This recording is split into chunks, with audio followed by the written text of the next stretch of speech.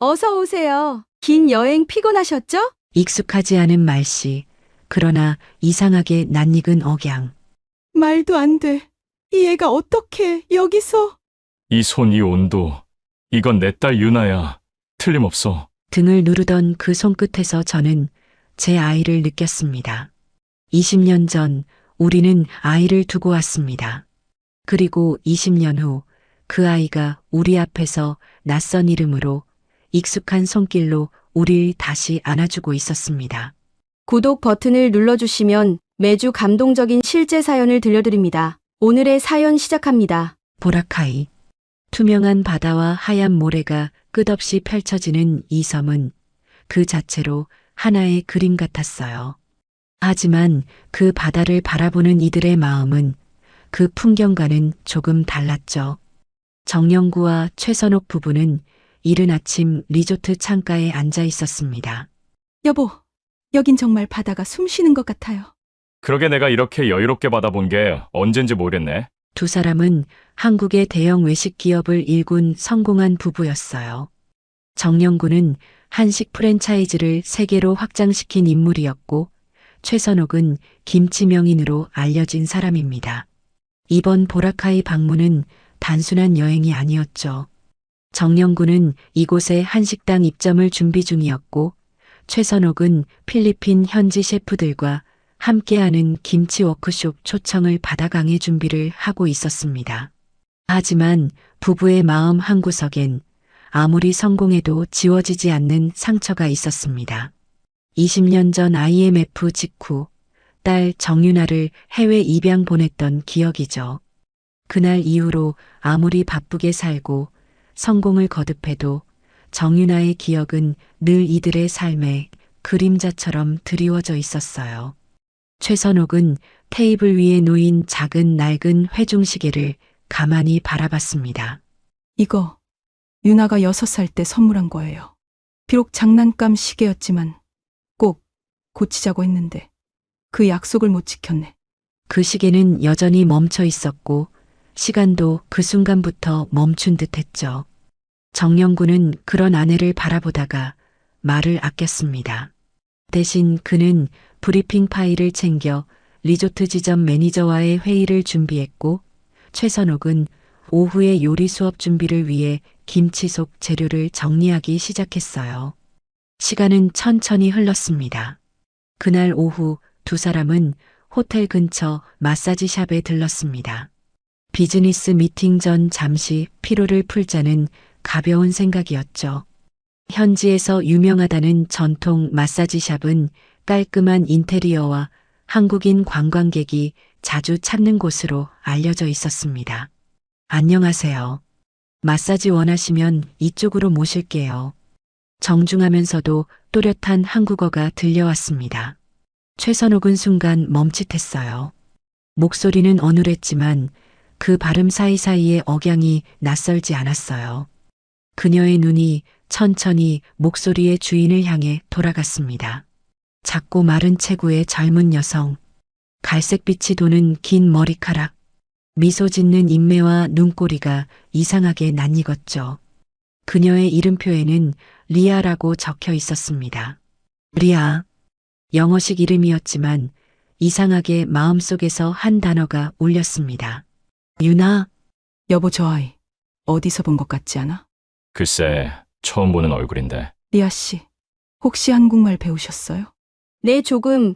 저는 어릴 때 한국에서 왔다는 그런 이야기 들었어요. 순간 최선옥의 심장이 크게 내려앉았습니다.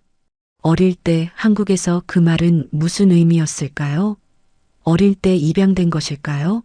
아니면 그냥 한국계일 뿐일까요? 그녀는 더 묻고 싶었지만 참았어요. 이 상황이 괜한 오해가 될까 두려웠기 때문이죠. 하지만 마음속 깊은 곳에서 뭔가가 자라나고 있었습니다.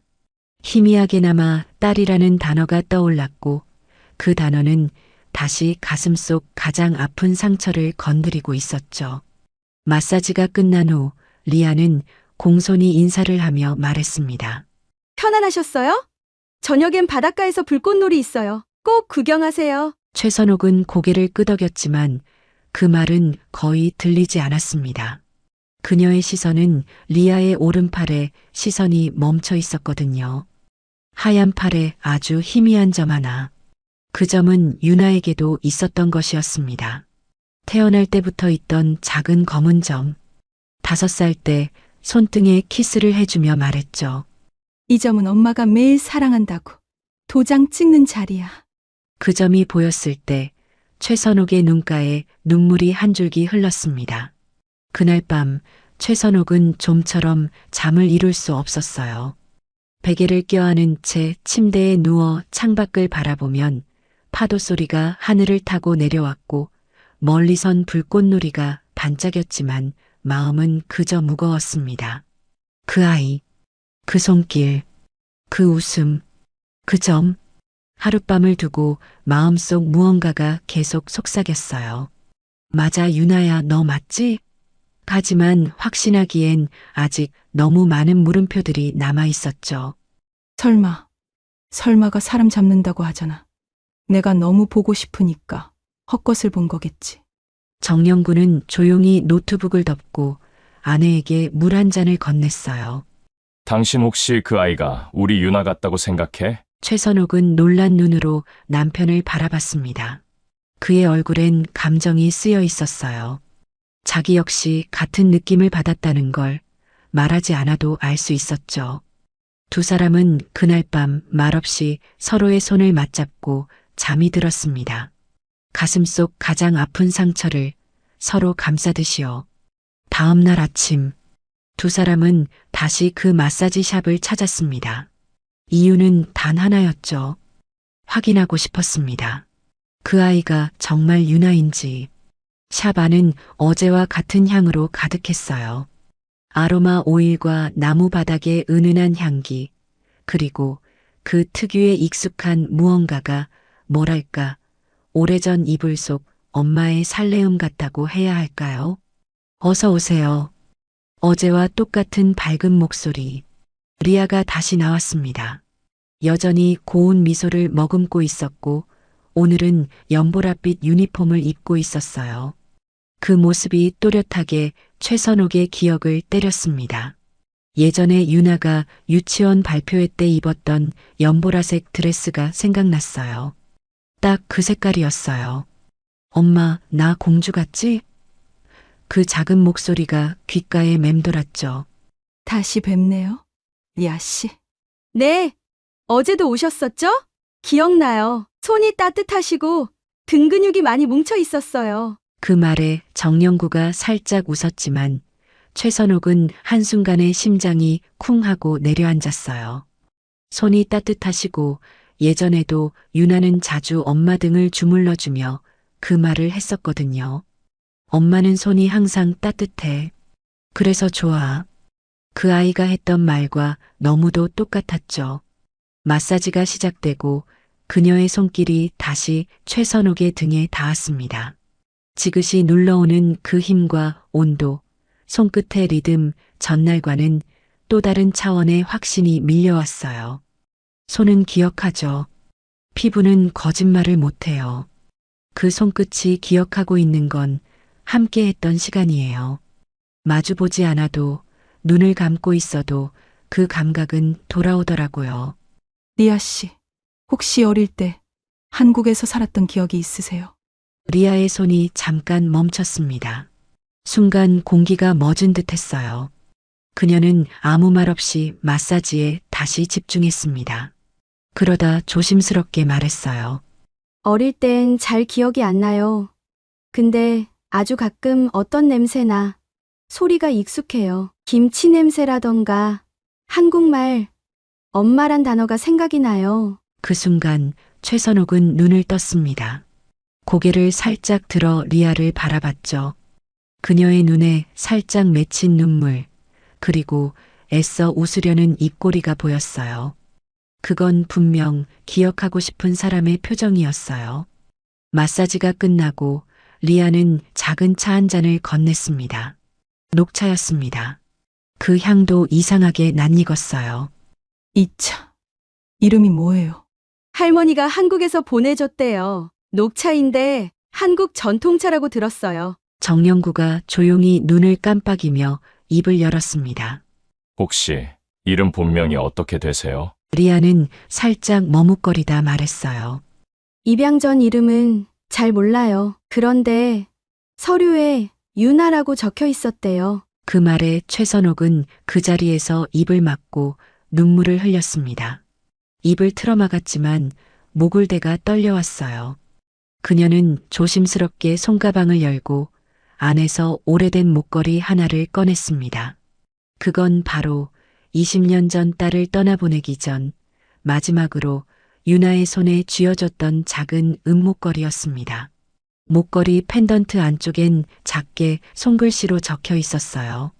정윤아, 엄마가 언제나 기다릴게. 리아는 목걸이를 바라보며 멈춰섰습니다.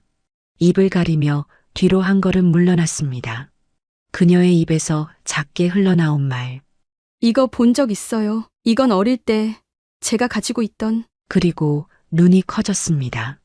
입술이 떨렸고 손이 흔들렸습니다. 이게 왜 여기 있는 거예요? 밤이었다. 그날의 마사지 이후 최선옥은 방 안에 가만히 앉아 있었어요. 말없이, 정말 아무 말 없이. 불 꺼진 방, 창가에 놓인 회중시계 하나. 침대 위엔 여행 가방이 열려 있었고 그 속에는 작은 청가방 하나가 놓여 있었죠. 그건 20년 전 고아원 앞에 마지막으로 아이를 데려다 줄 때 그녀가 직접 바느질해 만든 손수건 보자기 안에 담았던 기억의 파편이었습니다. 그 속엔 그날 이후 단 한 번도 꺼내지 않았던 것들이 있었어요. 가벼운 회중시계, 아이의 돌 사진, 그리고 작게 접힌 편지 한 장. 최선옥은 그것을 조심스럽게 꺼냈습니다. 종이는 누렇게 변색되어 있었고 접힌 자국은 손때가 타 있어 마치 세월이 그 자체로 적힌 것 같았죠. 그녀는 한 줄 한 줄 읽어나갔습니다. 읽는 동안 손끝이 떨리고 가슴이 저려왔어요. 유나야, 엄마는 지금 너를 안고 글을 쓰고 있단다. 이렇게 예쁜 얼굴을 두고 엄마가 이런 결정을 해야 했던 건 정말이지 말로 다 할 수 없구나. 너는 엄마의 첫 아이야. 엄마의 봄이었고 엄마의 희망이었어. 그런데 말이다. 그 봄이 너무 빨리 겨울이 되었단다. 너 아빠는 그때 공장에서 해고를 당했고 할머니는 병원에 입원하셨어. 엄마는 식당이라면서도 너를 제대로 돌보질 못했단다. 그런 날이 계속되다 보니 그만 너를 위한 결정을 해야 했어. 용서해줘. 그리고 혹시라도 나중에 이 편지를 보게 된다면 꼭 알아줬으면 해. 우리는 너를 사랑하지 않아서 보낸 게 아니란다. 너를 너무 사랑해서 제대로 못 키울까봐 그게 너무 두려워서. 사랑하는 우리 딸, 언제 어디에 있든 부디 따뜻한 손을 잡고 맛있는 밥을 먹고 웃으며 잠들 수 있는 그런 삶을 살길 바란다. 그리고 혹시 아주 먼 훗날이라도 다시 만나게 된다면 꼭 안아보게 해줘. 사랑해. 유나야. 엄마가.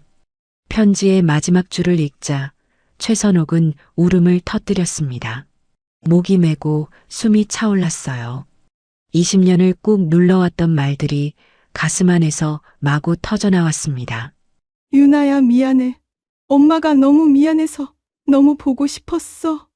정영구는 조용히 아내 곁에 다가와 앉았습니다. 그 역시 고개를 숙인 채 입술을 깨물며 눈을 감았어요. 그날이 아직도 생각나. 고아원 앞에 너를 안고 섰을 때 너는 아무 말 없이 내 품에 얼굴을 묻었지. 그리고 아빠, 나 또 와? 라고 말했었지. 그 말은 정영구의 마음을 평생 괴롭혔던 한 줄이었습니다. 나 또 와? 그 말은 아이의 마음속에도 이별이 아니라 기다림이 있었다는 증거였어요. 그리고 그 기다림을 그들은 외면한 채 살아왔던 겁니다. 유나는 그날 그냥 잘 놀다 가는 줄 알았을 거야. 우린 아무 말도 안 했잖아. 아무 설명도 아무 약속도 못 했잖아. 그들은 그렇게 긴 시간 동안 고아원 앞에 남겨졌던 그 봄날의 유나를 가슴속에서 지우지 못한 채 살아왔어요.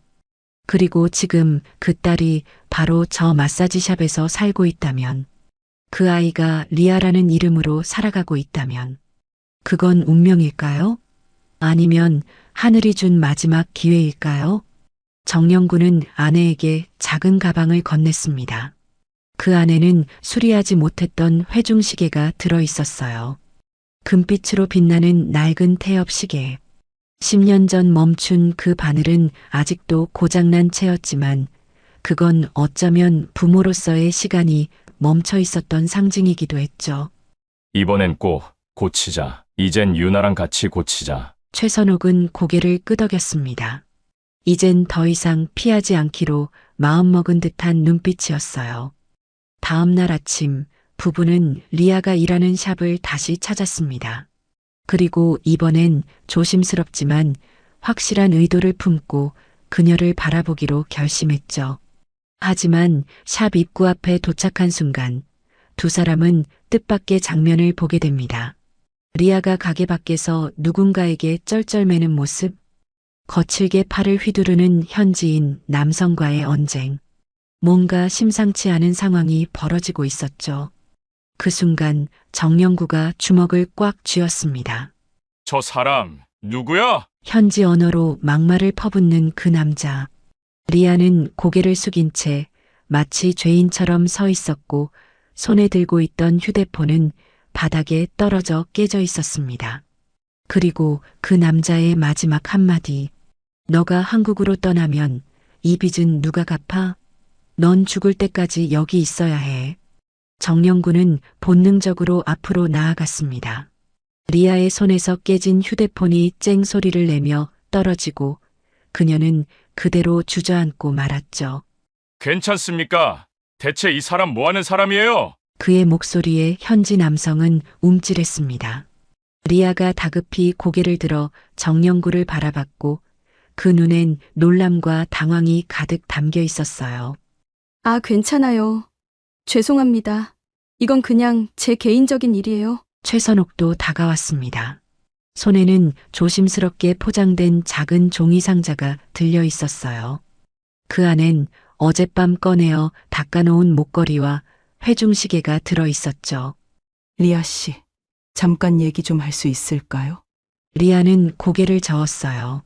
눈물 한 방울이 뺨을 타고 흘러내렸습니다. 그녀는 잠시 숨을 고르더니 천천히 입을 열었어요. 죄송해요. 전 지금 누구도 믿을 수 없어요. 그냥 아무 말도 하지 말아주세요. 그리고 그녀는 가게 안으로 들어가 버렸습니다. 문이 닫히는 순간 정영구와 최선옥은 무겁게 시선을 교환했어요. 그건 거절이었지만 그 거절엔 두려움이 섞여 있었고 마치 진실을 마주하고 싶지 않다는 간절한 외면이 담겨 있었죠. 다음 날 아침 두 사람은 리아가 일하는 샵 옆의 작은 카페에 자리를 잡았습니다. 리아가 퇴근할 때를 기다리기 위해서였죠. 해가 질 무렵 리아는 가게 문을 닫고 조용히 걸어 나왔습니다. 손에는 허름한 가방 하나 그리고 발끝엔 무거운 피로가 느껴졌어요. 그녀가 지나가려는 순간 최선옥은 자리에서 조용히 일어나 그녀 앞을 막았습니다. 잠깐, 이거 전해주고 싶었어요. 그녀는 작은 상자를 내밀었습니다. 리아는 당황하며 상자를 바라보다 결국 받아들고 조용히 자리를 떴습니다. 조용한 밤, 리아는 방 한 구석, 침대 끝에 걸터 앉아 그 상자를 열었습니다. 안에는 오래된 목걸이와 멈춰버린 회중시계, 그리고 손글씨로 적힌 짧은 쪽지 하나. 혹시 내가 맞다면 그때 못해준 말 지금 꼭 하고 싶어요. 유나야 미안해. 사랑해. 그녀는 그 쪽지를 오래도록 바라보았습니다. 마치 기억을 꺼내기라도 하듯 오래전의 감정이 뭉글뭉글하게 속에서 피어올랐어요. 그리고 천천히 왼팔 소매를 걷었습니다. 그녀의 팔 안쪽 살짝 휘어진 위치에 작은 검은 점 하나가 박혀 있었죠. 그 점, 그건 입양 직전까지 그녀가 가지고 있던 유일한 흉터이자 표식이었습니다. 그녀는 무언가에 이끌리듯 손으로 그 점을 쓸어내렸습니다. 이 점은 엄마가 매일 사랑한다고 도장 찍는 자리야. 5살 기억 저편 어딘가에서 들려오던 말. 늘 포근하게 감싸던 목소리. 콩나물국을 시키며 부채질하던 주름진 손. 비 오는 날 등 뒤에서 조용히 우산을 씌워주던 사람. 그 기억들이 마치 꿈처럼 파도처럼 밀려오기 시작했어요. 그리고 그녀는 천천히 눈을 감았습니다. 눈물은 더 이상 멈출 수 없었습니다. 다음 날, 리아는 조용히 다시 샵으로 출근했습니다. 표정은 무표정했지만 마음은 한없이 흔들리고 있었어요. 그리고 점심 무렵, 샵 앞에 다시 정영구와 최선옥이 나타났습니다. 이번엔 차분한 옷차림, 손엔 꽃 한 송이. 말없이 조용히 그녀를 기다렸습니다.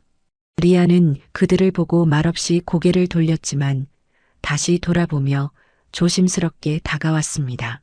그 편지, 제가 어릴 때 본 기억이 있어요. 최선옥의 눈이 커졌습니다. 숨이 걸렸고 손끝이 떨렸습니다. 그 점, 너의 팔의 그 점, 너 정말 유나야? 리아는 대답하지 않았습니다. 대신 눈물 한 방울이 떨어졌고 입술이 떨리며 작게 말했죠. 그때 왜 절 버리셨어요? 그 말에 정영구와 최선옥은 숨을 멈췄습니다. 어디서부터 어떻게 말해야 할지 알 수 없었죠. 그 순간 리아는 천천히 돌아서 가려다 말없이 한마디를 더 남겼습니다. 그래도 어젯밤 그 시계, 나 매일 그 소리 꿈속에서 들었어요. 보라카이의 저녁은 낮과는 또 다른 온도를 품고 있었습니다. 분명 햇살은 아직 남아 있었지만 하늘빛은 어느새 짙은 주황색으로 물들고 있었고 바람은 얇은 셔차 사이로 조심스럽게 파고들었어요. 리아는 천천히 해변을 따라 걷고 있었습니다. 발끝이 모래를 스치고 슬리퍼가 모래에 살짝 잠길 때마다 그녀의 마음속엔 2개의 시간대가 교차하고 있었죠. 지금 걷고 있는 보라카이의 저녁과 아득히 멀리 떨어진 서울의 골목. 비 오는 날 우산 없이 달려오던 아버지의 모습.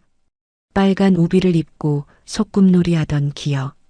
그게 꿈인지 상상인지 혹은 진짜였는지 분간할 수 없을 만큼 흐릿했지만 그 모든 감각이 오늘만큼은 선명하게 다가왔습니다. 그때였습니다. 뒤편에서 들려온 조심스러운 발소리. 리아가 고개를 돌리자 정영구와 최선옥이 조용히 다가오고 있었습니다. 2 사람 모두 그늘진 얼굴에 어느 때보다도 단정한 옷차림, 그리고 맨손. 무언가를 들고 있지 않다는 건 이번엔 아무 증명도 없이 그저 마음 하나로 왔다는 뜻이었어요. 리아, 아니 유나야, 한 번만 우리 얘기 좀 할 수 있을까? 리아는 눈을 피했습니다.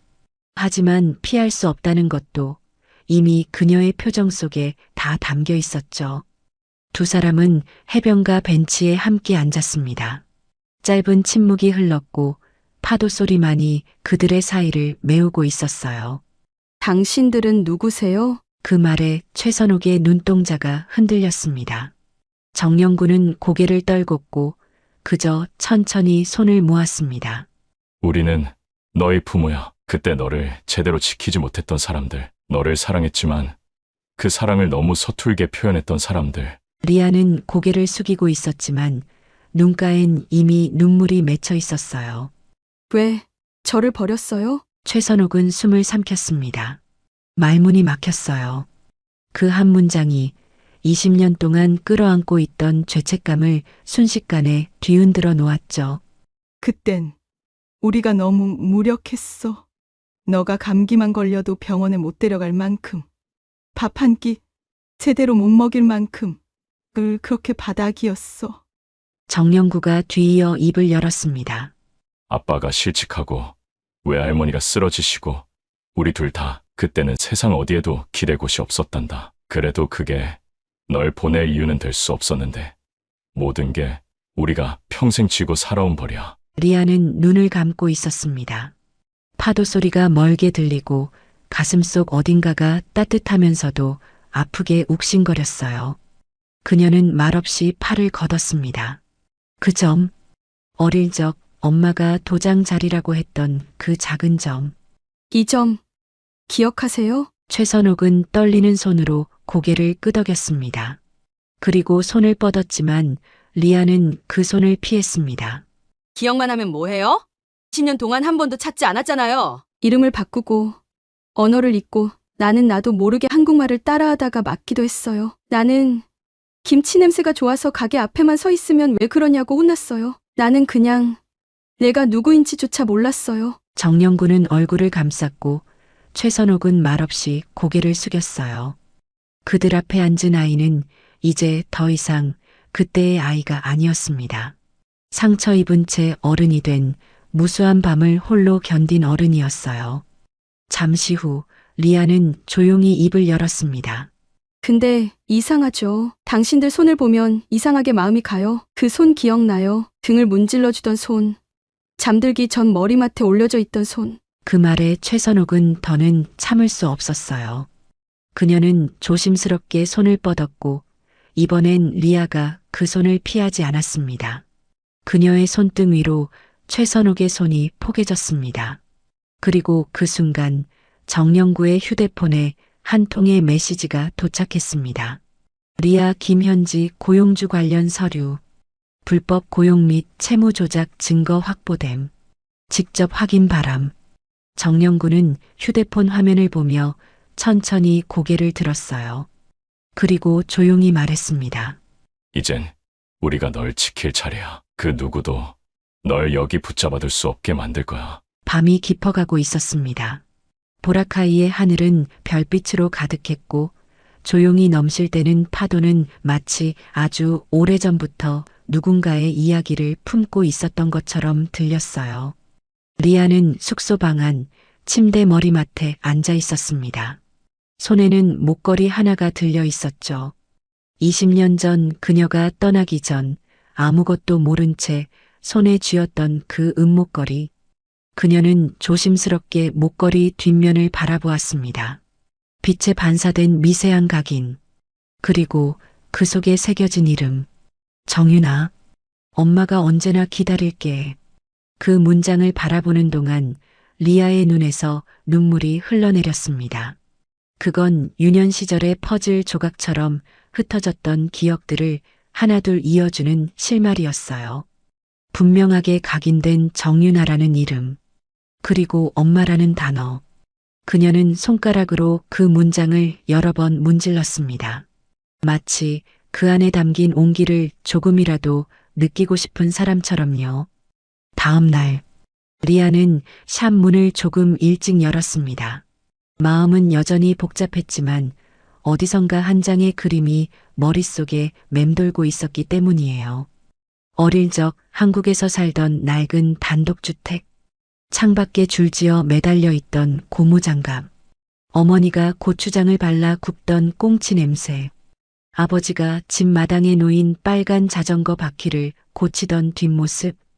그 모든 기억들이 이제 막 물 위로 떠오르려는 듯 불규칙한 호흡처럼 머릿속을 떠돌고 있었어요.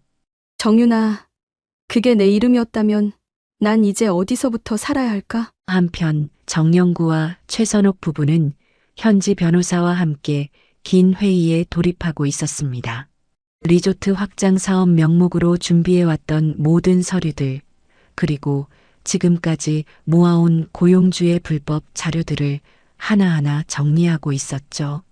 정영구의 휴대폰에 도착한 문서는 예상보다 더 심각한 내용이 담겨 있었습니다. 리아의 고용 명의가 조작되어 있었고 고용계약서엔 그녀가 직접 서명하지도 않은 허위 기록이 가득했죠. 심지어 체납자 등록 상태 또한 조작된 부분이 다수 발견됐고 그녀는 불법 체류자 상태가 아님에도 출국이 불가능한 상태로 얽혀 있었어요. 이건 감금이야. 명백한 인신 구속이야. 최선옥은 말없이 서류를 보며 손을 떨었습니다. 유나가 이런 상황에서도 우리를 받아준 거면 그 마음이 얼마나 외로웠는지 상상이 안 되네. 그날 오후 리아는 샵 안에 앉아 있었습니다. 손에는 여전히 그 목걸이가 쥐어져 있었고 테이블 위엔 오래된 종이 쪽지가 놓여 있었어요. 그녀는 자신의 휴대폰 메모장을 켰습니다. 그리고 아주 천천히 한 줄을 적었습니다. 정윤아, 나의 진짜 이름. 그 이름을 타이핑하는 순간 손끝이 떨렸고 눈에서 다시금 눈물이 흘러내렸어요. 그건 마치 잃어버렸던 자신을 처음으로 다시 불러보는 의식처럼 느껴졌습니다. 같은 시각, 정영구는 한 통의 전화를 받았습니다. 현지 이민국 고위 담당자와의 통화였죠. 그 아이는 제 딸입니다. 이미 서류상으로 확인이 끝났고 우리는 그 아이를 한국으로 데려갈 법적 조치를 준비 중입니다. 잠시 후 이민국 측에선 귀국을 위한 임시 신분 발급 가능이라는 답을 전해왔습니다. 단 현재 고용주 측이 추가 문제를 제기하지 않을 경우에 한해 출국을 허가할 수 있다는 조건이 붙었습니다. 결국 그 인간을 정리해야 하는군. 며칠 후 리아는 샵에서 조용히 정리를 시작했습니다. 그리고 카운터 아래쪽 아무도 모르게 노란색 메모지 하나를 붙여두었어요. 엄마, 아빠, 오늘 저 여기 있을게요. 혹시라도 날 다시 찾아주신다면 이번엔 그냥 꼭 안아주세요. 그녀는 문을 닫고 가게 뒤편에 있는 작은 창고로 향했습니다. 그리고 그곳에서 그녀를 기다리고 있던 고용주와 마주쳤습니다. 창고 안 낮게 웅얼거리는 고용주의 목소리. 거칠고 위협적인 눈빛으로 리아를 내려다보며 말했습니다. 너 한국으로 간다며?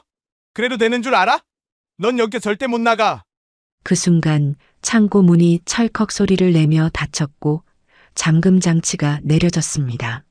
작은 창고 안은 어두웠고 공기조차 탁했어요.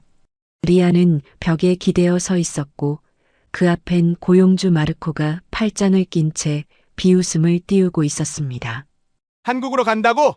그 서류 하나 있다고 다 되는 줄 알아? 넌 지금까지 내 가게에서 살았고 내 이름으로 월급을 받았고 빚도 내 이름으로 대신 갚았잖아. 그건 당신이 강요해서. 그럼 증거라도 있어?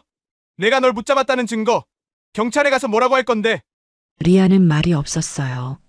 손을 꼭 쥐고 입술을 깨물고 자신의 심장이 요동치는 소리를 가만히 들었습니다.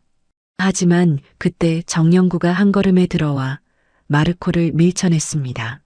뒤이어 들어온 현지 변호사와 경찰관들, 그리고 마지막으로 최선옥이 손에 무언가를 꼭 쥔 채로 창고 안으로 들어섰죠. 유나야, 괜찮아. 리아는 멍한 눈으로 두 사람을 바라봤습니다. 가슴이 쿵 하고 울렸어요. 그 눈빛엔 분명 두려움도 죄책감도 그리고 오래된 기대가 함께 깃들어 있었죠. 왜 오셨어요? 최선옥은 한 걸음 다가가 손을 내밀었습니다. 손엔 20년 전 딸의 이름이 새겨진 가족관계 등록증 복사본이 들려 있었어요. 서류 가장 위엔 이렇게 적혀 있었습니다. 정윤아 대한민국 국적자 실종 등록 해제 신청 완료. 너를 다시 우리 딸로 되돌리러 왔어. 그 순간 리아의 눈에서 눈물이 또르르 흘러내렸습니다. 지금까지 누구에게도 보여주지 않았던 무너짐이었어요. 지금까지 리아라는 이름 아래 숨어있던 정윤아라는 아이가 그 안에서 울고 있었던 거죠. 유나야. 그 한마디에 리아는 고개를 푹 숙였습니다. 그리고 조용히 입을 열었죠.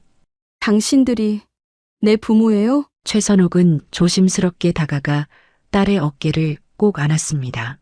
그래, 우리 딸 맞아. 유나야. 그 이름 부르기까지 20년이 걸렸어. 정영구도 다가와 딸의 반대편 어깨에 손을 올렸습니다. 이제 우리 셋 함께 가자. 다시는 놓지 않을게. 경찰은 마르코에게 손에 쥐고 있던 계약서를 건넸습니다. 조작된 계약서, 고용주 등록명의 도용, 출입국 명단 조작 혐의 이미 확보된 증거로 마르코는 더 이상 말을 잇지 못했습니다. 그는 벽에 기대 앉아 고개를 떨구었습니다. 이럴 줄 알았으면 그때 널 그냥 보내줄 걸 그랬지. 리아는 그 말에도 고개를 들지 않았어요. 그녀는 조용히 목걸이를 목에 걸었습니다. 그 순간 정윤아라는 이름이 비로소 몸이 아닌 마음에 새겨지는 순간이었습니다. 며칠 후 현지 이민국과 대사관의 협조로 임시 여권과 귀국 비자가 발급되었습니다. 정영구와 최선옥은 딸과 함께 리조트 옥상에 마련된 작은 정원으로 향했습니다. 세 사람은 나란히 앉아 노을을 바라보았습니다. 이제 너 데리러 올 수 있게 된 것만 해도 난 이 여행이 내 인생 최고의 출장이었다고 생각해. 리아는 작게 웃었습니다. 처음 보는 미소였죠. 나도 이제 믿어보려고요. 다시 시작할 수 있을 거라고. 하지만 그날 밤 리아의 숙소 문 앞에 도착한 한 통의 편지. 익명에 보낸 사람. 그리고 짧은 문장 하나. 넌 아직 끝난 게 아니야. 최선옥이 그 편지를 집어들고 잠시 멈춰 서 있었습니다. 그 문장 하나가 또 다른 그림자를 예고하고 있었죠. 보라카이의 새벽은 서울과 달랐습니다. 짧고 강한 빗줄기가 지나간 후 아침 햇살은 바다 위를 조용히 덮듯 스며들었죠. 숙소 안 리아는 침대 머리맡에 앉아 손에 든 편지를 오래도록 바라보고 있었습니다. 이게 뭐야? 보낸 사람은 없었지만 글씨체는 낯익었어요. 마르코, 그가 마지막으로 남긴 흔적이었습니다. 넌 아직 끝난 게 아니야. 우리가 함께 써준 계약서들, 넌 아직도 나와 법적으론 얽혀 있어. 잊지 마. 그 편지는 협박이자 경고였고, 동시에 리아가 왜 쉽게 한국에 가지 못했는지를 다시 떠올리게 하는 증거였죠. 그날 아침 리아는 부모에게 조용히 말했습니다. 잠깐, 시간 좀 내주실 수 있을까요? 제가 드릴 말씀이 있어요. 세 사람은 숙소 근처 조용한 카페에 마주 앉았습니다. 리아는 어제의 감정에서 한 발 물러난 얼굴이었고 부모는 말없이 그녀를 바라보며 기다렸습니다. 저 사실은요, 그동안 마르코한테 얽혀있던 게 좀 많아요. 정확히 말하면 제가 사인한 적 없는 서류에 제 이름이 쓰였고 몇몇 서류엔 제 도장이 찍혀 있었어요. 정영구는 눈썹을 찌푸렸습니다.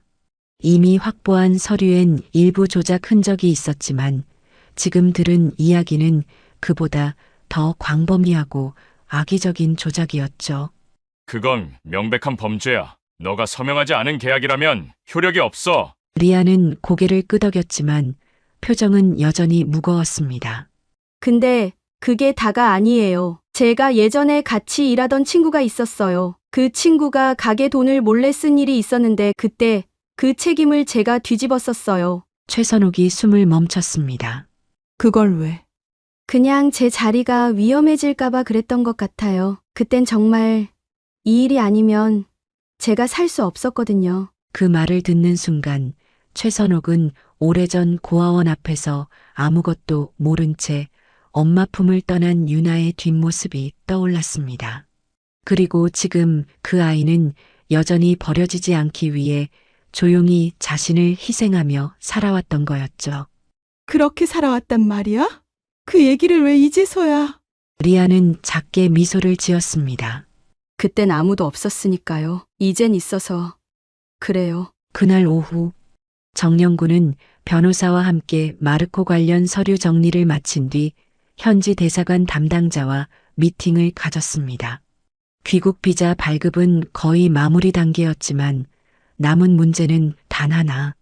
현지 경찰 수사가 완료되기 전까진 리아는 자국을 벗어날 수 없다. 이는 필리핀의 외국인 체류자에 대한 조사 중 출국 제한 조항에 근거한 것이었죠. 생각보다 더 오래 걸릴 수도 있다는 거군요. 예, 만약 마르코 측이 끝까지 버티면 몇 달도 걸릴 수 있습니다. 게다가 그가 가진 불법 영업 권한의 일부는 리아 명의로 얽혀 있어요. 그럼 그 가게를 우리가 사들이면 되겠네요. 정식으로 사업 양수 계약을 하죠. 그 사람의 이름을 모든 구조에서 지워버리게. 변호사는 놀란 눈으로 그를 바라봤습니다. 생각보다 빠른 결단이시네요. 그 아이는 우리 딸입니다. 딸을 데려가는데 시간 끌 이유가 없어요. 같은 시각 리아는 작은 스케치북을 꺼내 오래전부터 그려왔던 그림 하나를 꺼냈습니다. 그건 그녀가 기억 속에 남겨두고 있던 한국의 집 비가 오면 물이 고이던 작은 마당, 빨래줄에 걸린 색색의 옷, 그리고 마당 끝에 나란히 앉은 세 사람의 뒷모습. 그녀는 그 그림의 맨 위에 작게 적었습니다. 가고 싶은 집, 다시는 떠나지 않을 그 집. 그리고 그날 저녁, 정영구는 카페에서 한 남성과 마주 앉았습니다. 그 남자는 어딘지 익숙한 듯 낯선 얼굴, 정갈한 수트 차림, 그리고 검은 가방 하나. 그는 자신을 소개했습니다. 저는 마르코에게 돈을 빌려준 사람입니다. 이 일에 제가 개입하게 될 줄은 몰랐습니다. 정영구가 고개를 들었습니다. 그쪽은 지금 이 일에서 손 떼는 게 좋을 겁니다. 그 남자는 웃지 않고 대답했습니다. 저도 그렇게 하고 싶습니다. 다만 마르코가 남겨놓은 자료 중엔 정윤아 씨에 대한 또 다른 사실이 들어 있습니다. 정영구는 남자의 말을 묵묵히 들었습니다. 마르코에게 돈을 빌려준 사람. 그는 단순한 채권자가 아니었습니다. 그는 과거 리아가 입양된 이후 처음 일하게 된 현지 가정의 친인척이었고, 마르코와도 오래전부터 사업적 이해관계를 공유해온 인물이었습니다. 그녀에겐 우리가 모르는 일들이 더 있습니다. 예를 들면 불법 체류 의심 기간 동안 외국인 등록이 끊긴 해에 몇 주간 연락이 두절됐던 시간, 그 사이에 무슨 일이 있었는지 아직 확인이 안 된 부분들이 많습니다. 정영구는 고개를 끄덕였습니다. 그러곤 단호하게 입을 열었습니다. 그 아이는 내 딸입니다. 우린 지금 그 아이의 과거가 아니라 미래를 지켜왔습니다. 다음 날 최선옥은 리아와 함께 현지 경찰서를 찾았습니다. 그녀는 손에 미리 준비해둔 문서 파일을 들고 있었고, 한 손엔 리아의 손이 꼭 잡혀 있었어요.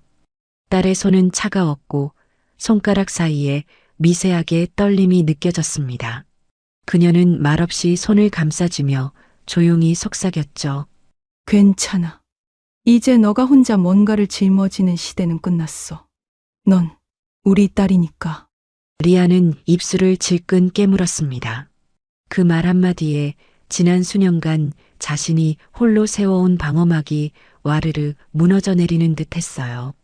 경찰서 안, 변호사, 통역관, 대사관 담당자가 모두 참석한 자리에서 정영구는 차분한 목소리로 상황을 정리했습니다.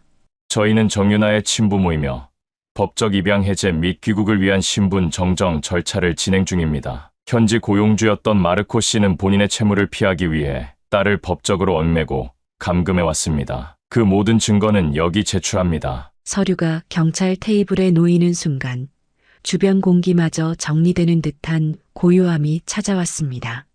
경찰의 조사와 법적 검토는 신속히 진행되었고, 며칠 후 리아의 모든 법적 장애가 해소됐다는 통보가 도착했습니다. 단 이민국은 요청했습니다. 한 가지만 더 명확히 정리해 주십시오. 그 항목은 바로 귀국 후 보호자와의 실거주 약속 및 서류 확인서, 즉 누가 이 아이를 끝까지 책임질 것인가를 공식적으로 명시해야 하는 단계였습니다. 그날 저녁, 호텔 정원 한편에 앉은 세 사람. 정영구는 리아를 바라보다 작은 종이 하나를 꺼냈습니다. 그 종이는 노란색. 리아가 예전에 샵 카운터에 몰래 붙여두었던 그 메모지였습니다. 엄마, 아빠, 오늘 저 여기 있을게요. 혹시라도 날 다시 찾아주신다면 이번엔 꼭 안아주세요. 정영구는 메모지를 딸의 손에 다시 쥐어주며 말했습니다. 이건 우리한테 가장 소중한 계약서야. 최선옥도 옆에서 말을 이었습니다. 부모가 된다는 건 무조건 믿어주는 사람이 된다는 거야. 이제부터는 너가 무슨 얘기를 해도 절대 흔들리지 않을게. 리아는 잠시 고개를 숙이다가 그 노란 종이를 가슴에 품었습니다. 그리고 고개를 들어 또렷하게 말했죠. 그럼 같이 가요. 진짜 가족으로. 며칠 뒤 공식 출국 수속이 진행되었고, 리아는 20년 만에 대한민국 입국 허가를 받았습니다. 대사관에서 발급된 임시 여권엔 정윤아라는 이름이 명시되어 있었고 여권 속 사진은 그녀가 직접 찍은 가장 최근의 모습이었습니다. 그 사진 속 눈빛은 예전과는 달랐습니다. 그건 누군가의 딸로 살아가는 사람의 눈빛이었어요. 출국 전날 밤, 리아는 마지막으로 한 장소를 찾았습니다. 바로 자신이 일하던 마사지 샵. 그녀는 작은 상자 하나를 가게 구석에 조심스럽게 올려두었습니다. 그 안엔 자신이 일하며 받은 소중한 팁 일부와 메모 한 장이 들어 있었어요. 이곳은 제게 어두운 시절이었지만 그래도 인간으로 살아남을 수 있게 해줬던 공간이기도 했어요. 이 돈은 지금의 또 다른 리아에게 전해주세요. 그녀는 돌아서며 고개를 들어 밤하늘을 바라보았습니다. 그리고 작게, 정말 작게 웃었습니다. 그 미소는 이제 진짜 누군가에게 안길 준비가 된 사람의 얼굴이었죠. 보라카이의 바람은 그날따라 이상하게 날카로웠습니다. 하늘은 흐렸고 바다조차 조용했어요. 마치 무언가를 감추고 있다는 듯 모든 것이 숨을 죽이고 있는 아침이었죠. 정영구는 변호사와 함께 보라카이 시내 외곽의 한 빌딩으로 향했습니다. 거긴 바로 마르코가 사용하던 개인 창고. 조사관의 협조 아래 그의 물품 일부를 공식 압수할 수 있었고 오늘은 그 핵심 자료들을 직접 확인하는 날이었습니다. 창고 안은 예상보다 정리가 잘 되어 있었습니다. 수십 개의 문서 박스, 서랍장, 그리고 잠긴 캐비닛. 경찰이 열쇠를 따자 그 안에서 한 권의 오래된 검은색 가죽 노트가 나왔습니다. 표지에는 아무 글자도 없었지만 책등에는 흐릿하게 손글씨로 쓰인 단어 하나. 정밀이야. 정영구는 조심스럽게 노트를 펼쳤습니다. 첫 장엔 일정표가 있었고 다음 장부터는 하나하나 정리된 고용 기록, 금전 내역, 그리고 대출 문서들이 나열되어 있었어요. 그중 눈에 띄는 문장. 2019년 4월 L 계약서 위임 완료. 서명 대리 유효 5년. 2020년 2월 한국인 사업가와 미팅 예정. L 동행 불가. 추적 가능성 우려됨. 정영구는 그 문장을 천천히 읽다 숨을 삼켰습니다. 한국인 사업가? 설마? 뒤이어 등장한 이름들 중 한 외식 기업의 이름이 보였습니다. 바로 정영구의 회사. 그리고 그 아래 더 이상 낯설지 않은 문장이 적혀 있었어요. L은 한국 국적자임을 안다. 본인도 어렴풋이 기억 중. 단 정체 노출 시 귀국 의지 높음 판단됨. 통제 유지 필요. 그건 단순한 고용계약이 아니었습니다. 리아를 통제하고 그녀의 기억과 신분을 무기화한 기록. 심지어 그녀의 귀국 의지조차 예측된 채 억제 대상으로 정리되어 있었죠. 그 순간 정영구의 손이 가볍게 떨렸습니다. 하지만 그는 끝까지 침착하게 페이지를 넘겼습니다. 그 뒤에는 리스트 한 장이 있었죠. 보호자 후보자 명단 그 제목 아래 사진 없이 나열된 이름 몇 개. 그중 하나. 정윤아 김모 씨, 입양 예정자에게 위임 불가 통보. 그날 오후 정영구는 바로 최선옥과 리아를 불러 호텔 라운지에서 회의를 가졌습니다. 그는 노트를 펼쳐 보여주지 않았습니다. 대신 그 눈빛으로 모든 것을 대신했죠. 리아야.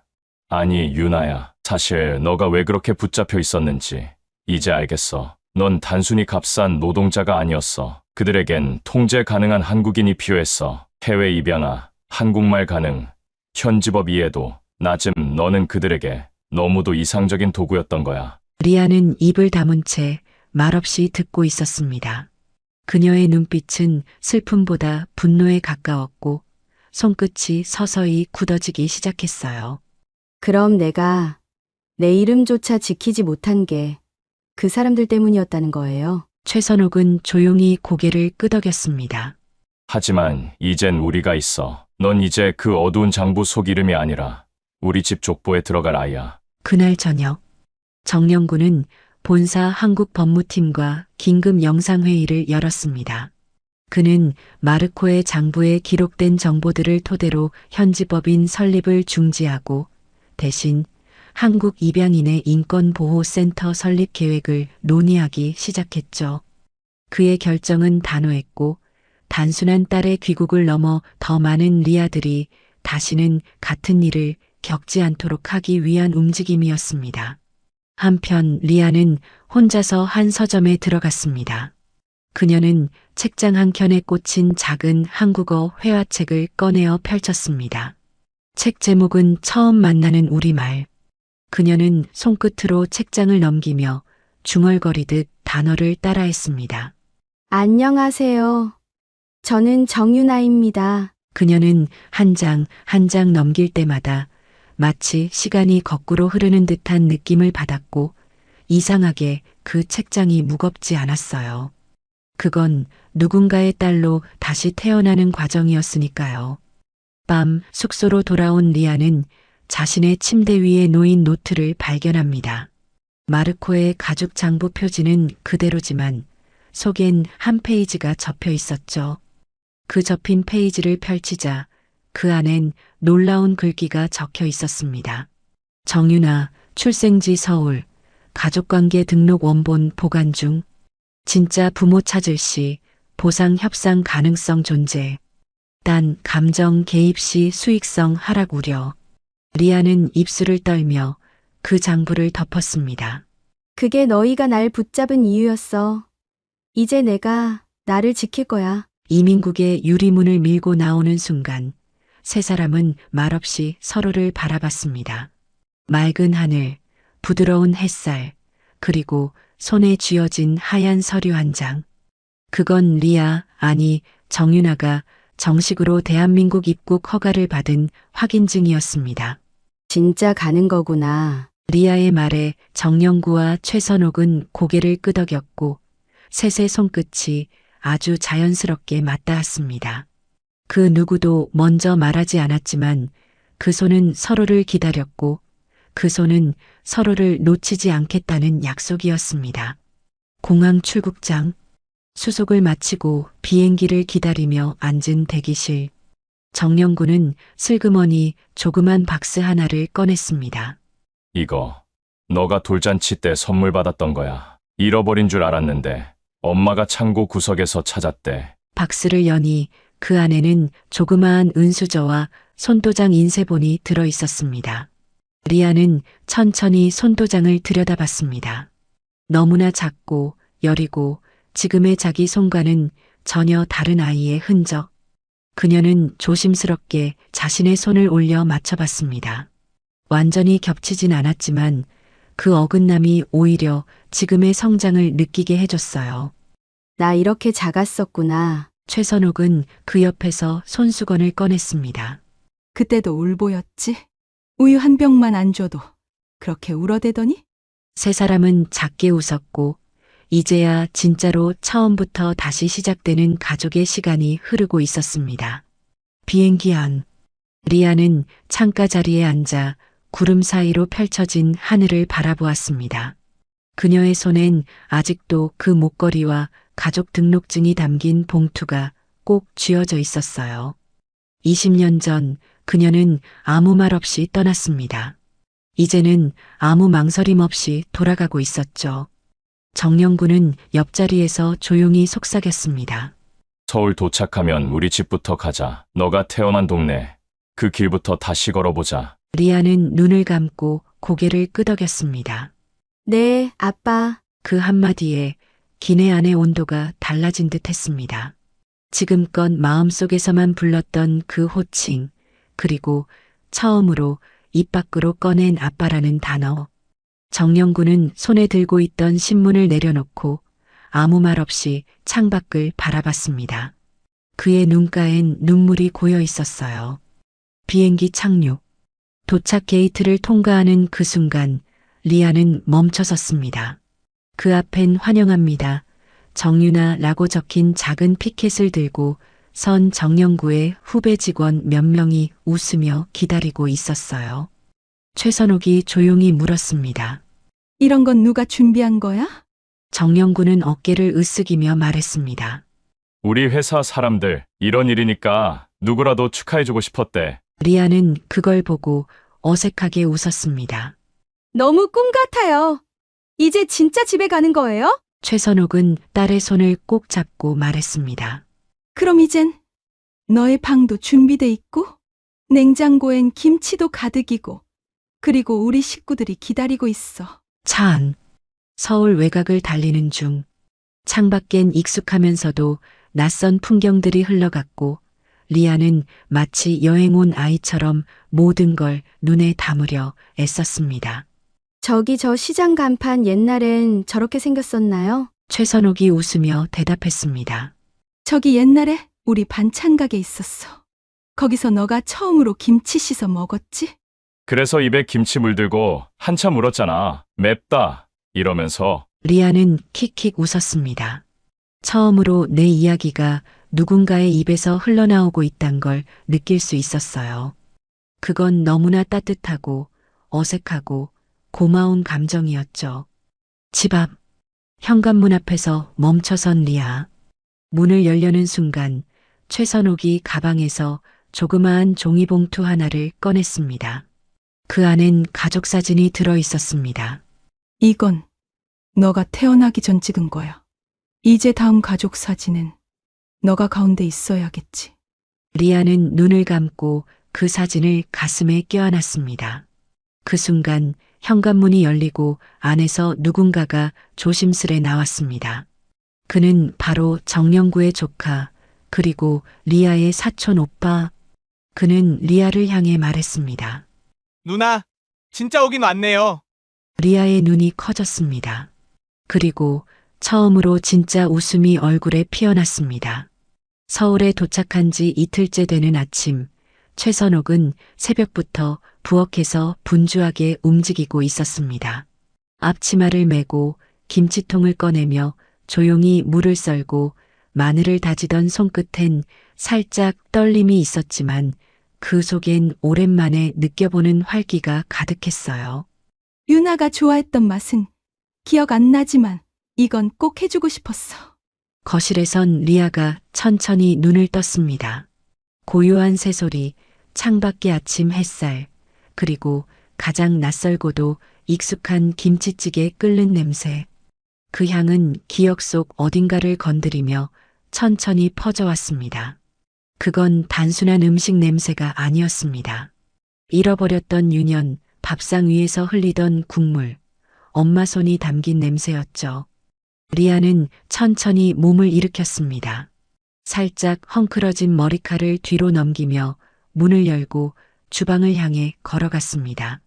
최선옥이 고개를 돌리자 리아와 눈이 마주쳤습니다. 일어났니? 아직 안 끓었어. 조금만 더 기다려. 리아는 말없이 식탁에 앉았습니다. 그 손엔 아직도 낯선 환경에 대한 경계가 남아 있었지만 그 눈동자에는 어제보다 더 많은 신뢰가 담겨 있었어요. 정영구도 곧 거실로 나왔고 손엔 아침 신문과 작은 텀블러 한 잔. 오늘은 내가 신문 대신 딸 얼굴 보며 밥 먹는 날이네. 잠시 후 뚝배기에서 김치찌개가 바글바글 끓기 시작했습니다. 최선옥은 조심스레 찌개를 식탁 위에 올렸고 그 옆엔 새하얀 쌀밥과 노릇노릇한 계란말이, 그리고 리아가 입양되기 전 자주 먹었다는 깻잎 무침이 함께 놓였습니다. 세 사람은 말없이 그 앞에 앉았습니다. 그리고 조용히 숟가락을 들었죠. 첫 국물. 리아는 찌개의 향을 맡고 숟가락을 입에 댔습니다. 그리고 그 순간 입안 가득 퍼지는 익숙한, 너무도 낯익은 맛. 그건 정확히 기억나진 않지만 마치 수십 번, 수백 번은 먹었던 듯한 가슴속에 박힌 맛이었어요. 이거 기억나요. 이 맛 진짜 기억나요. 최선옥의 손끝이 멈췄습니다. 입가에 미소가 번졌고 눈에 눈물이 살짝 맺혔어요. 그래, 이게 엄마 손맛이란다. 그 식탁 위엔 말보다 감정이 흘렀습니다. 서로의 얼굴을 바라보는 것만으로도 어떤 설명보다 깊은 교감이 오갔어요. 정영구는 조용히 리아의 밥그릇에 깻잎 무침을 올려주었습니다.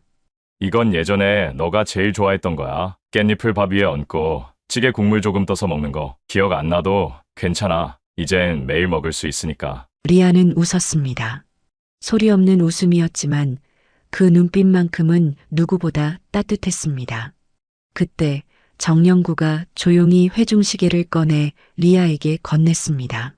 그 시계, 20년 전 고장난 채 멈춰있던 그 시계.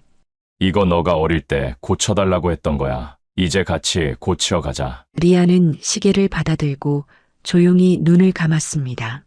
그 순간 그녀의 시간도 비로소 다시 흘러가기 시작한 것이었어요. 그날 밤, 리아는 잠자리에 들기 전 책상 서랍에서 작은 사진을 꺼냈습니다. 그리고 그 뒷면에 자신의 손글씨로 한 줄을 적었습니다. 2025년 봄 가족이 되어준 사람들 옆에서. 그리고 천천히 그 사진을 액자에 넣었습니다. 때론 시간은 멈추기도 하고 사람은 잊히기도 합니다. 하지만 손끝에 남은 체온, 마음 한구석에 남은 이름은 다시 우리를 불러옵니다. 정윤아는 이제 더 이상 과거에 갇힌 소녀가 아니었습니다. 그녀는 딸이고 가족이고 그리고 지금을 살아가는 사람입니다. 여러분도 언젠가 놓쳤던 시간을 다시 만난 적 있으신가요? 그 시간이 다시 흐르기까지 무엇이 필요했나요? 혹시 오늘 이 이야기처럼 누군가의 손을 잡아줄 수 있다면 그것만으로도 이미 사랑은 시작된 거예요. 누군가는 말합니다. 시간은 흐르는 법이라고. 하지만 그 흐름을 기다려주는 손이 없다면 시간은 멈춘 채 사람의 마음도 함께 얼어버리죠. 그날 정윤아라는 이름이 다시 불리고 한 집의 시계가 다시 움직이기 시작했을 때 멈췄던 가족의 시간이 비로소 다시 흘렀습니다. 여러분도 혹시 다시 만나고 싶은 이름이 있으신가요? 당신의 사연도 언젠가 이 채널에서 다시 흐를 수 있기를 바랍니다. 이런 이야기가 마음을 움직이셨다면 구독 버튼 꾹 눌러주세요. 다음 시간엔 또 다른 시간 속 가족의 이야기를 더 깊고 따뜻하게 전해드리겠습니다. 오늘도 건강하고 따뜻한 하루 되시길 바랍니다.